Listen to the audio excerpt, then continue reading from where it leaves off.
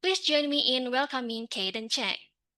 Cayden is more than an investment educator. He's a champion of financial democratization. As the founder of VIA, he's trained over 50,000 individuals across 11 cities in value investing principles.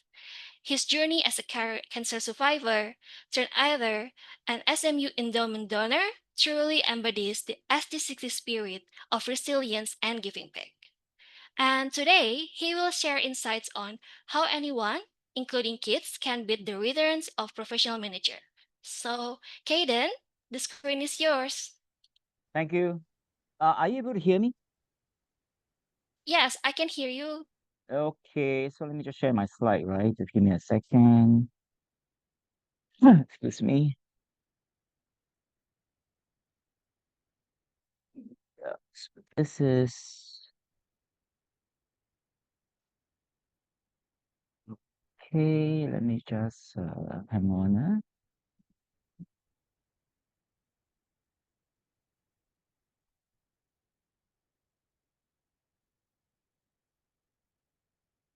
Okay, all good.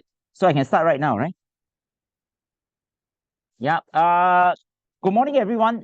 Just in case you do not know, right? Each of the speakers only have 15 minutes, so I have to cut everything short, lah. Now, let me start off with my first slide by talking about this report, which says that nearly 60% of workers in Singapore live paycheck to paycheck in 2024. And this article was dated on the 4th of June 2025. Now, in detail, the article says that there was a research that's being done by people at work by this company called ADP Research, and says that more than half the workers in Singapore, approximately 60%, said that they live paycheck to paycheck in 2024 because 2025 is still not over yet. And this number, interestingly, is significantly higher than the Asia Pacific average, about 48%. And of course, how the report was being collected is the responses were collected from nearly 38,000 people across 34 countries, across 6 continents. Now, over 1,000 working adult sample in each market. Yeah.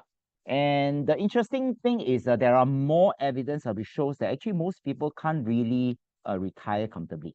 This one is an old article dated on the 8th of December 2023, and it says that 6 in 10 Singaporeans expect to work after retirement, done by HSBC survey. So now the question is why? Why most people have to work after retirement? Now, if you look at this circle over here, here the respondents are actually 87%. And remember, right, most people choose to work after retirement not because they want to, yeah, not because they want to, right, but because they are driven predominantly by financial concerns. And of course, there are more reports. This one was done by Straits Times dated 8th of December 2023. Later on, I'll show you some latest one, right? Here it says that the amount Singaporeans anticipate that they need to have a quality retirement. In this case, US dollar is 936. Sing dollars is about 1.19 million. So you just take note of this number because later on we're going to backtrack and then do comparison. Now, another article, which is evidence number 3, here it says that US 1.39 million. That's the sum Singapore affluents say they need to retire comfortably. And take note that this is above the global average of US 1.05 million, according to HSBC survey. And this is done on the 10th of July 2025. Yeah. So in detail, the articles ranks Singapore here. You can see here, right? So again, the study surveyed about 11,000 affluent investors across 12 markets, aged 21 to 69. And they consider affluent, right, in which each possessing investable assets ranging from 100,000 US to about 2 million US dollars. And of course, Singapore is ranked over here. So remember, right, in the previous couple of slides ago, I said that the article stated that in order for Singaporeans to retire comfortably, the amount is about SGD, right, 1.19 billion. And of course, this is a more latest article. And this article stated 1.77 million, which is July 2025. I think the in between these two dates, I think it's about 1.5 years. Yeah. So what's my point? I can dig out tons and tons of research. Yeah, but which says that actually most Singaporeans can't really retire comfortably. And I'm going to play a very short video, which was spoken by our senior minister and, of course, our former Prime Minister, Mr. Lee Hsien Loong. And he talks about something to do with retirement. So I just want to make sure that there's sound, right? Okay, so here you go. Let's hear what he has to say. Today, the national retirement age is 63, but many choose to continue working, perhaps in a lighter job, well beyond that. And we are on track to raise the retirement age to 65 and the re-employment age to 70 by 2030, in 5 years' time. It's a great triumph of our CPF system and the way we have designed the schemes and the incentives that as Singaporeans live longer, they want to work longer and to accumulate more CPF savings for themselves for as long as they can. That workers support rather than resist increases in our national retirement and re-employment ages. And that besides improving their economic well-being, Singaporeans are leading more active and fulfilling lives well into their senior years.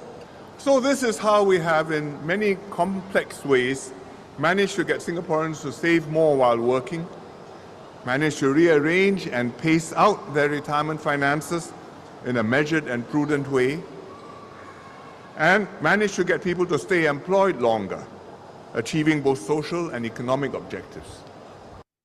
Now, the video ends. In fact, the entire speech is pretty long, so I've extracted a short portion, right? So what I'm going to do next is I'm going to highlight three statements that's quoted from what our senior Mr. Lee Hsien Loong has just said. The first one is he stated that, many choose to continue working. So this is being extracted.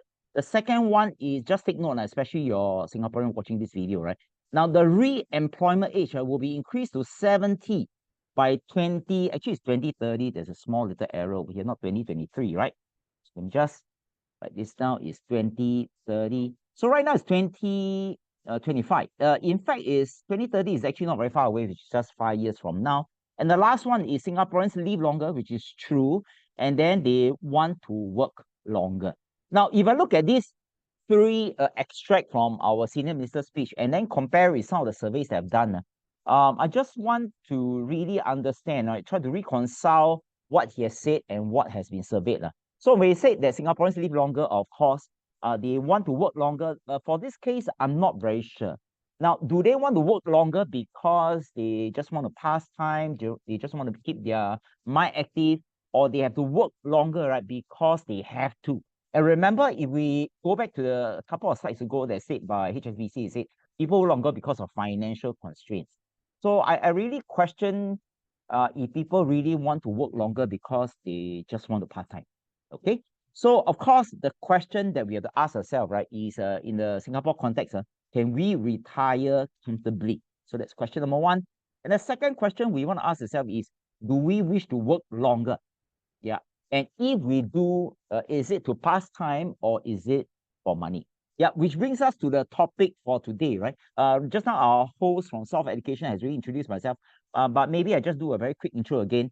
My topic for the day, in which I have about maybe 7 minutes more, is I'll share how anyone, including our children, I have 2 kids, can beat the return of professional managers in the long term by investing on autopilot with as little as 100 Sing dollars per quarter.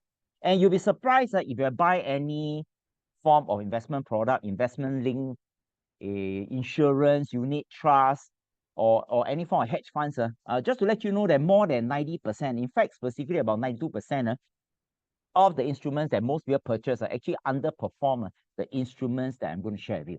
Okay, so now the key thing is, just now there's a quick introduction. So just to let you know that my name is Cayden. I'm a professional value investor. I own this company called Value Investing Academy in Singapore, and we are the market leader in value investing education in Singapore as well as in Japan.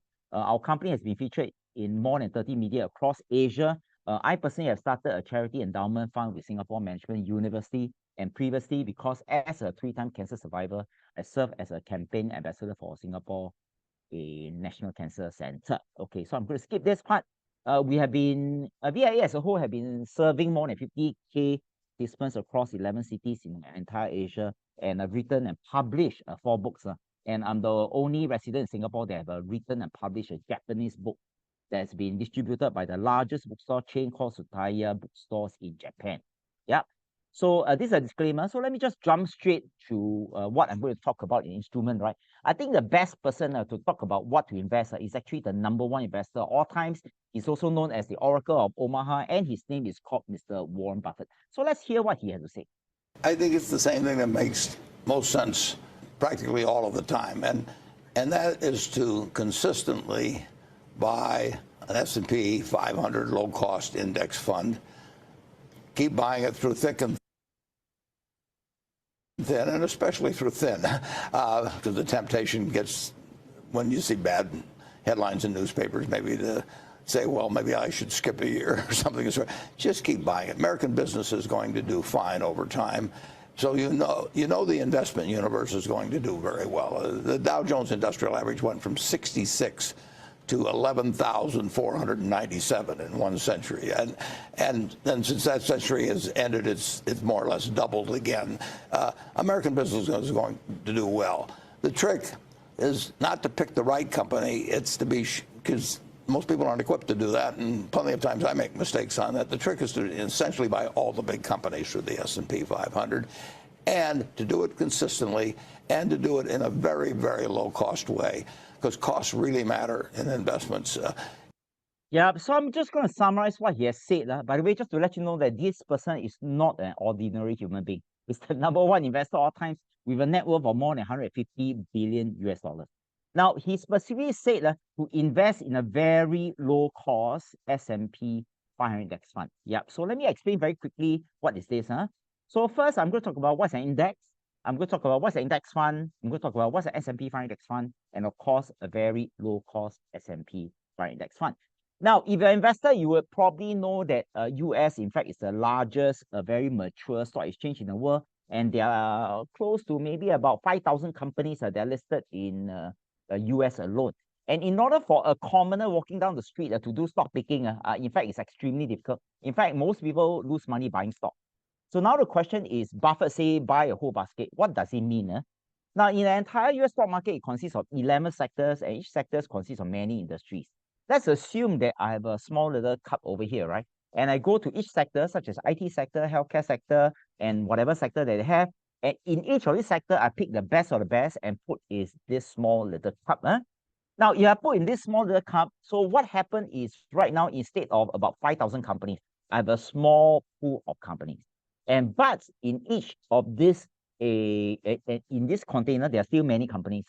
So imagine if you take the share price of each of these companies and then you sum it up and then you average it out. So if this average share price goes up, we say that the stock market is bullish. In fact, right now the stock market is bullish. Now, if the average number comes down, we say that the stock market is bearish. And this average number has a name and is known as an index. Now, but unfortunately, it's for reference, you cannot really buy an index. So what happened is when index was first found, many fund managers start to pool funds and use this fund to mimic after the index, which means that if the index is Apple, they'll use the fund to buy Apple. If index has 2% of this index are represented by Apple, they'll use the 2% of the fund to buy Apple. And since the index, and since the fund mimics after the index, which also means that if the price of the index goes up, the price of the fund that mimics after the index will go up, and of course, vice versa. So there is a name of this fund that mimics after the index, and is simply known as an index fund. And sometimes index fund is also known as an ETF or exchange traded funds. Now, in this case, on this note, right, just take note that you cannot buy an index, which is an academic number, but you can buy an index fund. And specifically, Warren Buffett say S&P 500 index fund. Why is that so? Now, if you look at this graph, it shows the price trend or S&P 500. You may know that in the short term, it goes up and down. You know, the numbers jiggle all the way up and then down, right? And Buffett specifically say buy through thick and thin. In other words, in the long term, it only has one direction, which is up. And if you analyze it, in fact, the compounded annual return for S&P 500, including dividend reinvested, is 10.4%. Now, I'm not very sure what is 10.4% to a layman, but just to let you know that 10% beats more than 92% of professionally managed funds. So where do I get this 10%? So if I go to Warren Buffett's company, right, he did compare his company's performance, Berkshire, with S&P 500. So annualized return is 10.4%. And if you look at the overall gain from 1964 to 2024, here is 39,000%. And if you have invested in Berkshire, maybe in 1964, it will be 5.5 million%. So even though it sounds 10%, but compounded over a long time period, it really matters. So now the key thing is why, right? Now, so if you look at this graph here, if you're old enough, you will know year 2000 is when the dot-com bubble burst. So you notice that when dot-com bubble burst, the price of S&P 500 dropped by 47%. And subsequently, it went up again, yeah, by 95%. So during the global financial crisis in 2007, the share price collapsed by 50+%. And subsequently, as of today, it went up by 874%. Yeah. Trump, right, announced the tariff war on the 8th of April. So what happened is the share price actually went down by 18.9%, and as of this afternoon, it went up by 33.6%. So what's my point? My point is based on historical facts. There are a couple of things. Now, after every bear market, after every dip, it's always followed by a bull market. There are no exception. Bear market is usually shorter, which is 9.7 months, compared to the bull market, which is 2.7 years. And every bull market is usually higher than the previous bull, which is why overall the trend is higher. And the most interesting part is the last sentence. In the last 94 years of market history, only about 21% are bear market, which means that most of the time, 79% are bear market. And if you look at all this catastrophe that happened throughout the entire US history, in the long term, you'll be surprised that S&P 500 is always going up. Yep. And the most interesting thing is right now we are in an AI era. And if you look at all the 500 companies at S&P 500, most of it are in the IT sector. So now the question is, how do you invest autopilot for your kids as well? We use a method called dollar cost averaging. We simply pumping in a fixed amount of money over a fixed time interval. It can be every month, it can be every quarter, and so on. And right now, there are many brokerage firms that provide such a function and facility. Yeah. So this is my last few slides, right? So in summary, we're talking about a low-cost S&P 500 index fund, and the past return is about 10%. We didn't reinvest it. And specifically, there are a ticker, right, which fits Warren Buffett's bill, which is SPLG as well as SPYL. But of course, S&P 500 already beat more than 92% of professional management funds.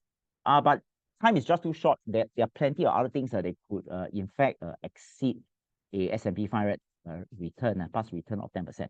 If you're interested, you can always visit my TikTok channel by Googling, right, Cayden Chang Investing, all in small caps. Yeah, that's my TikTok. And you can also visit my company at www.valueinvestingacademy.com.